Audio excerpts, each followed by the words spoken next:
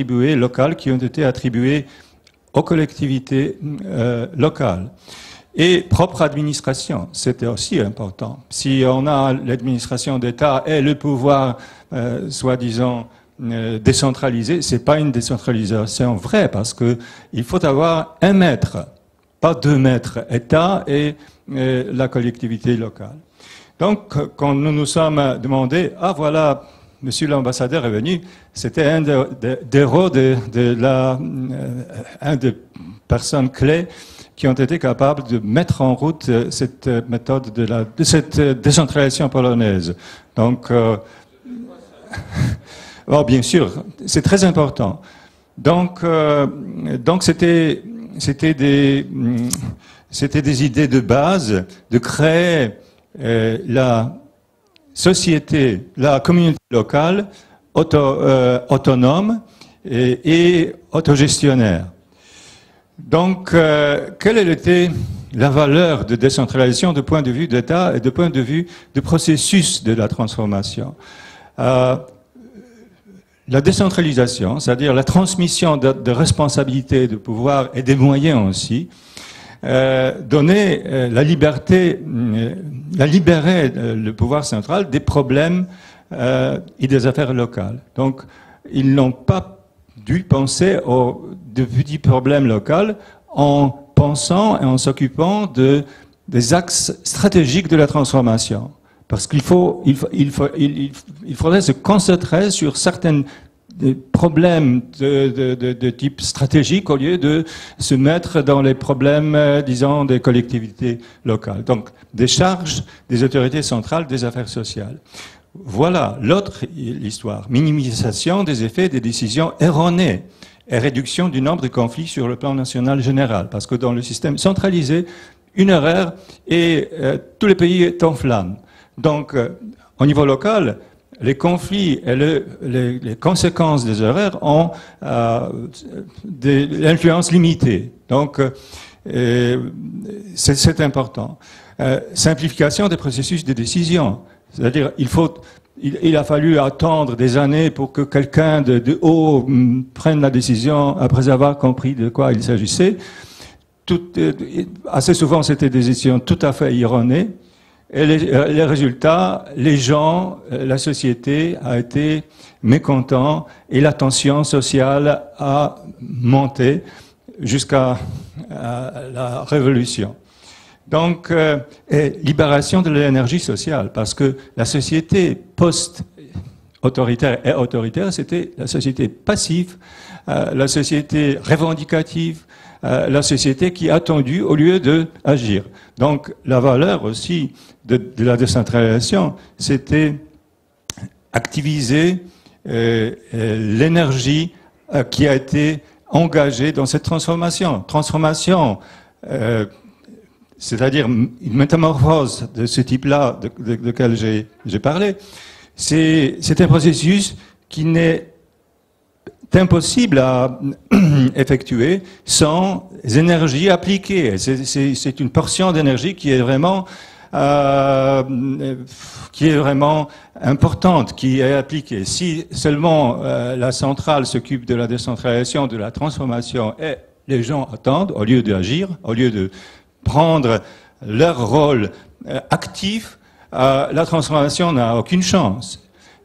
Si de cette type de transformation, de la décentralisation, s'occupe l'administration centrale, c'est contre la nature de l'administration centrale.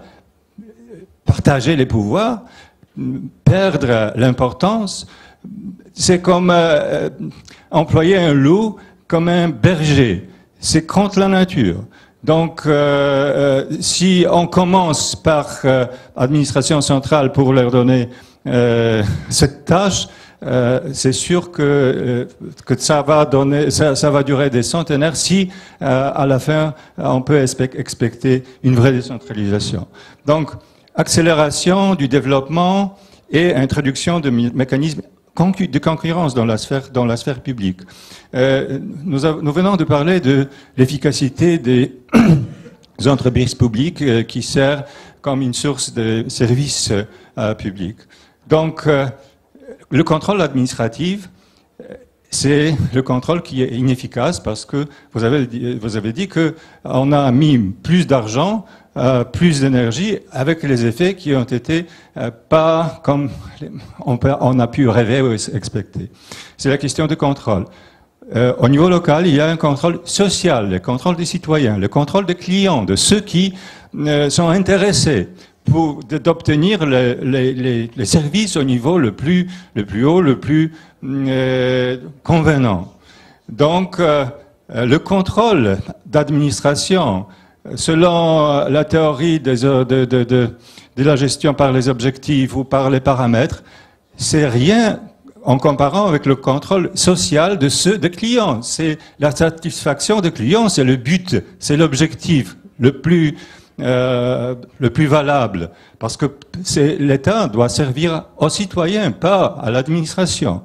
Donc, on a introduit avec la déconstruction le contrôle le plus efficace, c'est le contrôle de ceux qui sont intéressés d'obtenir et d'avoir la société locale fonctionnante à la manière, disons, efficace et satisfaisante. Donc, c'est l'accélération du développement, introduction des mécanismes de concurrence dans la sphère publique, parce que une municipalité observe ce que font les autres, et ça fait la multiplication de l'expérience, de la science, d'innovation, parce que c'est très innovatif qui ait été démontré par des citoyens qui ont obtenu le droit d'agir. Accroissement de l'efficacité d'un contrôle démocratique, ce que je viens de dire. Développement de la démocratie, parce que les gens doivent se comprendre, doivent se respecter, doivent communiquer et créer une conscience commune en parlant, en discutant, en s'engageant. Et c'était aussi le champ d'action pour l'innovation et stabilisation du pays, finalement, durant la période de la transformation, parce que ça déchargeait et ça engageait l'énergie sociale qui a été émise pendant la Révolution, parce que la Révolution fait une vague émotionnelle. Les gens attendent que quelque chose arrive. Les gens ont des rêves, des expectations. Donc, s'ils sont pas satisfaits, si le temps passe et ils observent que rien ne change, ils commencent à engager leur énergie à la manière destructive, des manifestations, des révolutions, la manière destructive d'apparence de cette énergie, de décharge de cette énergie sociale, au lieu d'engager cette énergie dans la construction de nouveaux systèmes. C'est un danger vraiment qui peut endommager toute la révolution, tout le processus de changement. Donc, on a décidé de faire une décentralisation territoriale radicale. Et je ne veux pas parler parce que la première étape, c'était important. C'était pas l'étape de la construction des régions. C'était au niveau des municipalités, parce que là, il y a la source d'énergie, d'activité et d'intérêt, parce que les conditions de vie des citoyens, c'est important pour eux. Donc, ils s'engagent pour changer leurs conditions de vie, comme ils s'engagent pour organiser leur famille. Ils s'engagent beaucoup plus facilement et beaucoup plus vite dans les choses qui sont importantes pour eux. Si on commence par la région, pour un citoyen, c'est un abstract. Mais les conditions de vie, les routes, les crèches, les écoles, ça, c'est leur intérêt de s'engager. Donc, pour animer la société, c'est très important pour la démocratie. Il faut trouver un prétexte qu'ils comprennent. Pas une idée abstraite. Donc, on a maintenant le système de trois niveaux, 3 types d'unités, environ 2500 communes, 360 à peu près 400 de districts et de voïvodies. Je n'ai pas de temps pour parler là, mais vous voyez, on n'a pas d'administration centrale déconcentrée au niveau des communes et des districts. Il n'y a que l'administration locale. L'administration au niveau régional, on a à côté, parallèlement, l'administration d'État et l'administration régionale, mais ils s'occupent des choses, des choses différentes. C'est-à-dire la responsabilité et de développement, c'est l'administration régionale. C'est la voïvodie. Et donc, les compétences de 3 niveaux sont distribuées à telle manière que commune, c'est une unité de base qui est responsable des conditions de la vie quotidienne des citoyens. Il s'occupe de tous les services qui sont importants pour quelqu'un qui vit dans une municipalité, et tout ce qui concerne la vie quotidienne, c'est la responsabilité, y compris l'aide sociale, y compris l'éducation, y compris les médias, etc., etc. Donc, quelle a été l'influence des collectivités locales sur la transformation polonaise? C'était le démantèlement du monopole du pouvoir central. Vous avez parlé du monopole d'État. C'est vraiment, c'est une pathologie là, le monopole d'État. C'est paralysant. Donc, c'était le but de la transformation. Démantèlement du monopole du pouvoir central dans tous les domaines. C'était le monopole politique, décentralisation, à démonter ce monopole. Administration, finance aussi, économie aussi, parce que c'était l'administration, c'était les collectivités locales qui s'occupaient de la privatisation des entreprises d'État, par exemple, qui étaient attribuées aux collectivités locales. Stabilisation d'État dans la période des transformations complexes, quand l'État était très vulnérable et très faible.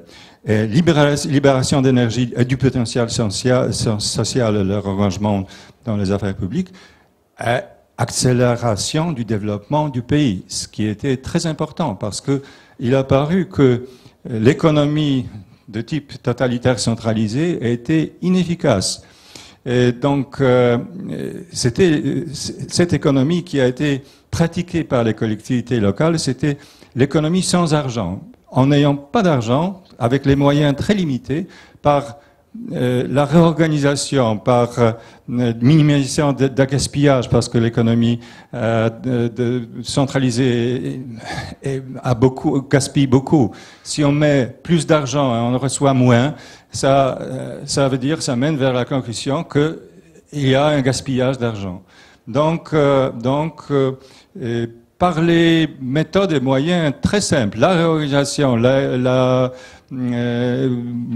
les changements vraiment très simples ont mené vers les changements qui ont été aperçus par les citoyens. Et finalement, la conclusion finale, c'est que la décentralisation en Pologne a joué un rôle de catalyseur accélérant la transformation d'État. Sans participation des citoyens et des collectivités locales dans cette première phase, la plus difficile, je crois que la Pologne pourrait pas aujourd'hui être fière des résultats de notre transformation qui sont visibles, appréciés par le monde entier. Donc, je vous souhaite que vous puissiez peut-être pas appliquer directement, mais quand même prendre en considération l'expérience polonaise pour créer votre propre plan de la transformation de la Tunisie. Et vous souhaite, je voudrais vous souhaiter beaucoup de succès sur ce chemin-là, parce que c'est vraiment très important, très excitant et très attendu. Merci beaucoup pour votre attention. Merci beaucoup, Monsieur Pouzina, pour cet exposé assez riche et intéressant. Je vais donner la parole directement au public. J'avais des questions à poser, mais je vais appliquer la première règle, c'est la démocratie. Et je vais donner le droit d'abord au public de poser des questions Donc, je vais commencer par Mohamed Ali. Il a une première question. Et au fur et à mesure, on posera les questions en fonction du respect du timing. Donc, je vais donner un micro-baladeur.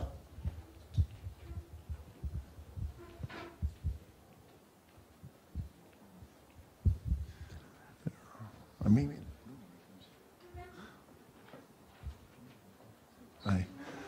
Donc, je voulais m'exprimer en arabe, mais comme nous avons un note dans polonais. Excuse-moi, Mohamed Ali, je demande à tout le monde de bien vouloir se présenter. Oui, d'accord. Donc, Mohamed Ali Manqaï, chef d'entreprise et membre de la TUJ.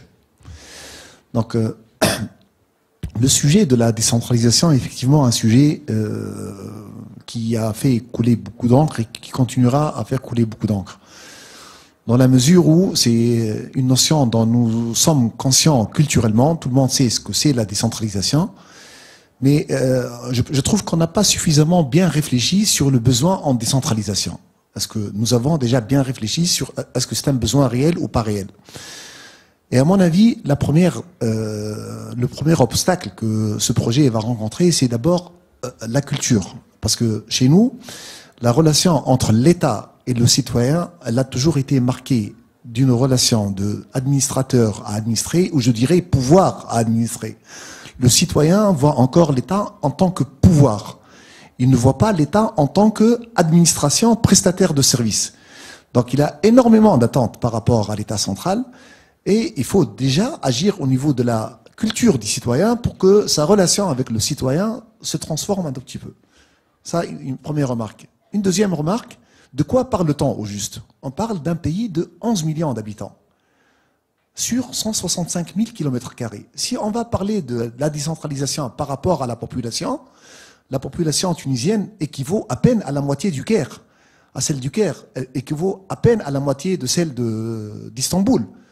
Et le tiers d'autres grandes villes. À la limite, pour administrer les affaires de 11 millions d'habitants, on a besoin de la moitié d'un conseil municipal, à la limite.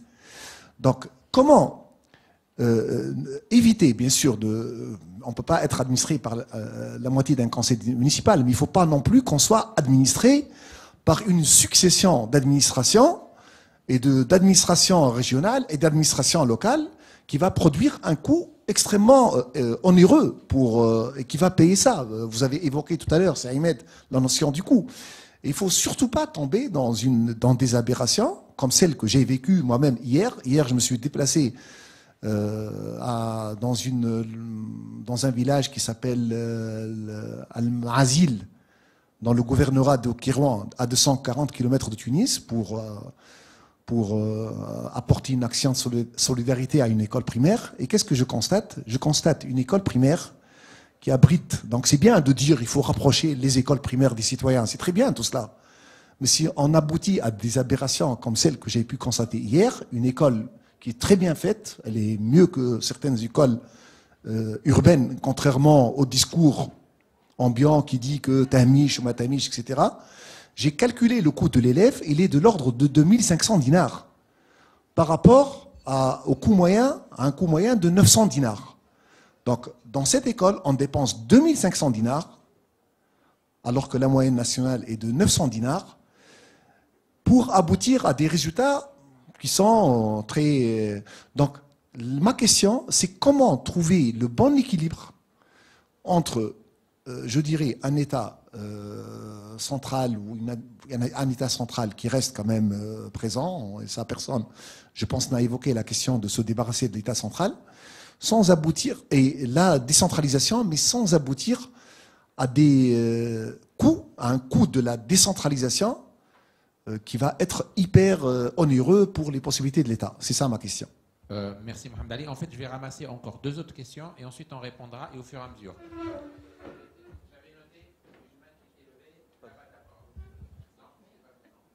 C'était moi.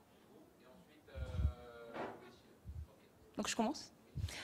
Bonjour à tous, Ousmane Abdelkrim, secrétaire général de l'organisation Al-Bawsala. Donc en fait, moi ma question se rapporte par rapport à ce qu'avait dit Sir Ahmed par rapport à ce que dit la conception de la décentralisation.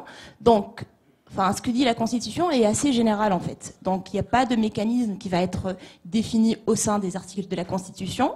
Donc, ce qui va vraiment générer ensuite les mécanismes, ça sera les lois, espérons, organiques. Mais comment peut-on être sûr que ces lois vont vraiment être définies par le prochain Parlement? Et comment être sûr que l'exécution ne va pas être vraiment en contradiction avec l'esprit de la loi, à savoir l'esprit de la Constitution? La deuxième question se rapporte encore une fois à ce que vous avez dit par rapport aux taxes locales. Donc on dit que les collectivités locales ou les municipalités doivent avoir une certaine autonomie financière, mais comment peut-on avoir une autonomie financière quand elles sont endettées à un taux de 70% aux caisses de l'État? Donc les gens, ils ne payent pas leurs taxes locales, déjà parce qu'elles ne sont pas déduites à la source, à la base, retenues à la source, et en plus, les citoyens, ils ne voient pas, ils n'arrivent pas à voir où leur argent est en train de passer. Donc il n'y a pas de transparence au niveau de la gestion financière au sein des municipalités, il n'y a pas de bonne gouvernance, il n'y a pas de mécanisme à ce niveau-là. Et donc comment justement peut-on mettre en place des mécanismes pour pousser les gens à justement payer leurs impôts? Et une autre question, juste pour finir très rapidement. Bon, une dernière. Hein. Exactement, une dernière.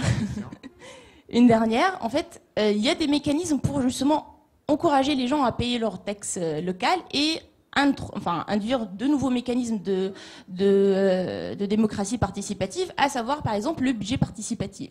Donc je voulais savoir, pour l'intervention, la dernière intervention, est-ce que, par exemple, en Pologne, il y a eu un déploiement, par exemple, du budget participatif? Est-ce que ce genre de mécanisme est déjà été exploité? Parce qu'on sait que ça cartonne un peu au niveau de l'Afrique centrale, de l'Amérique latine, etc. Mais est-ce qu'au niveau de la Pologne, ça a été testé? Et merci. Donc, une troisième question et ensuite une série de réponses et on reviendra. Béchir Fathallah, fonctionnaire retraité. Donc, ma question s'appuie sur mon passage au ministère de l'Intérieur, en s'occupant effectivement du problème de la décentralisation, et en tant qu'ancien maire d'une petite ville, Ergla. Alors, si je me résume sur la base de mon expérience, puisqu'on a commencé à parler de la décentralisation au niveau du 5e plan, c'est-à-dire le début des années 80. Le problème de la décentralisation a été posé. Quel était l'objectif? C'est toujours pour rapprocher la prise de décision du citoyen, pour une double considération, le facteur temps et le facteur coût. Malheureusement, cette décentralisation qu'on a engagée depuis début des années 80, effectivement, n'a pas bien réussi. Pour une simple raison. 1, les communes n'étaient pas bien préparées. 2, le pouvoir central ne veut pas se débarrasser de son autorité en faveur des autres. Alors, jusqu'à maintenant, puisqu'on parle après la Révolution. Un petit exemple. J'étais à Ergla, parce que j'avais un dossier au niveau de la municipalité. Je vois le délégué, il me renvoie vers le gouverneur de Sousse. Pourquoi? Il m'a dit parce que le gouverneur de Sousse, il assume la responsabilité de la mairie de Ergla. Je lui dis, écoute, mon cher ami, est-ce que le gouverneur de Sousse est réellement disposé à recevoir un citoyen de Ergla qui a un problème d'autorisation de bâtir ou quelque chose comme ça? Donc, il y a toujours cette question de conflit au niveau des attributions et j'espère qu'effectivement, ce que nous sommes en train de faire maintenant au niveau de la Constitution, prennent en ligne de compte cette dialectique, ce conflit d'attribution, pour que les citoyens, effectivement, ne se perdent pas demain entre un pouvoir central qui ne veut pas lâcher ses prérogatives et entre une municipalité qui est dépourvue des moyens aussi bien financiers qu'administratifs pour gérer la situation, pour gérer la vie du citoyen. Merci. Je vous remercie. On va essayer de parcourir les questions et également mais essayer de donner en fait une valeur ajoutée dans le sens où à chaque question en fait on va l'englober dans un contexte plus global. Et je vais demander aux chers panélistes de répondre d'une manière assez directe et assez brève. Comme ça, on sera assez. Non, je vais traiter d'abord la problème en fait des risques. La question des risques qui a été évoquée par entre autres par Mohamed Ali. La mentalité. Est-ce que les gens sont prêts ou non au niveau de la mentalité? C'est une question qu'on a posée comme question de fond. Il y a beaucoup de risques dans le chemin de la décentralisation. Il y a le problème d'autonomie financière, les gens sont-ils prêts, etc. Là, je vais demander plutôt une question de témoignage. Est-ce qu'au niveau de la Pologne, vous avez vu, il y avait, avant de prendre les choix, vous avez vu, vous avez dit, on a regardé le pour et le contre, décentraliser, comment y aller jusqu'au bout, faire rapidement, faire lentement. Est-ce que vous vous êtes posé la question de cette mentalité, comment le citoyen voit l'État, le citoyen, aujourd'hui en Tunisie, le citoyen, pour lui, il voit le gouverneur comme j'ai un problème de sécurité, c'est chez le gouverneur. Le citoyen aujourd'hui en Tunisie, il a toujours en tête, quand il y a un trottoir cassé, pour lui c'est l'État, intégralement. Est-ce que vous avez chez vous un problème comme ça? Est-ce que finalement ça a été frein à long terme? Ou bien est-ce que le fait d'avoir mis en place une organisation décentralisée, territorialement, a contribué à aider à ce changement?